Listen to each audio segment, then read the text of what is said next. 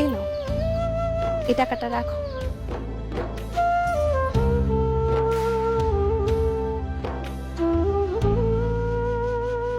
টাকা? এত টাকা তুমি কই পাইলা? তুমি বিদেশ থাকতে তো আমার কাছে কখনো টাকা পয়সা পাঠাও নাই, আমারে অবিশ্বাস করছো। যতবারই টাকা পাঠাইছো তুমি তোমার ভাইয়ের অ্যাকাউন্টেই পাঠাইছো।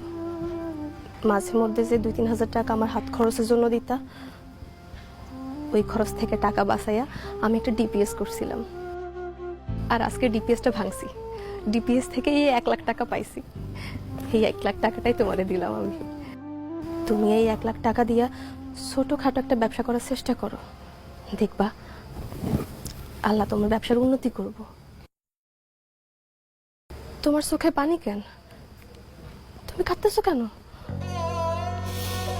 সারা জীবন আমি তোমার অবিশ্বাস করছি। আমার স্ত্রী থাকতে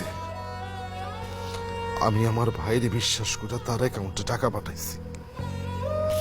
আমি ভাবছিলাম আমি যদি আমার বউয়ের অ্যাকাউন্টে টাকা পাঠাই তাহলে আমার বউ হয়তো সেই টাকা নিয়ে পালায় যাইব। এই কারণে আমি আমার ছোট ভাইরে বিশ্বাস করে তার অ্যাকাউন্টে টাকা পাঠাই। আমি যারে বিশ্বাস করলাম সে আমার বিশ্বাসের মর্যাদা রাখে নাই। আমার এতগুলা টাকা সে খাইয়ে ফেলাইল। আমার এত কষ্টের টাকা, আমার টাকায় কেনা জমি আমার নামে না কিনা সে তার নামে কিনা ফেলছে। আমারে সংসার থেকেও আলাদা করে দিল। অথচ তারা আমি এত বিশ্বাস করতাম। আমি যারা অবিশ্বাস করে গেছি, আমার স্ত্রী সে আমার বিপদে পাশে এসে দাঁড়াইল। আজকে আমি বুঝতে পারলাম স্ত্রী হইল পুরুষের অর্ধাঙ্গিনী, একজন পুরুষের শেষ আশ্রয়স্থল, একজন পুরুষের পরম বন্ধু।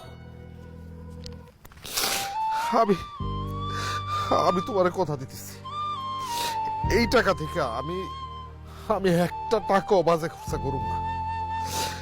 এই টাকা দিয়ে আমি ছোটখাটো একটা ব্যবসা শুরু করব। ইনশাল্লাহ আমার ব্যবসাটা এই ছোট ব্যবসা থেকে একদিন অনেক বড় ব্যবসা হইব। ফি আমানিল্লাহ, আল্লাহ তোমার সদিচ্ছা পূরণ করুক। আর বউ, আমি তোমার অবিশ্বাস করছি, তোমারে আমি কষ্ট দিচ্ছি। তুমি আমার উপর রাগ রাখো না, আমার উপর মনোকষ্ট নিও না।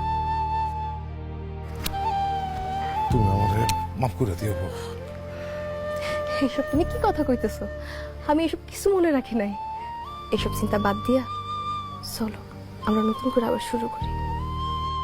আর শোনো, তোমার ছোট ভাই আমগুলোকে যা যা করছে, আমগো যা যা ক্ষতি করছে, তার জন্য তুমি মনে কষ্ট রাখো না, তারে তুমি বদদুয়া দিও না। দিন শেষে সে তো তোমারই ছোট ভাই, তার কোনো ক্ষতি হইলে তোমারই তো গায়ে এসে পড়ব। দেখবা সব ঠিক হয়ে যাইব।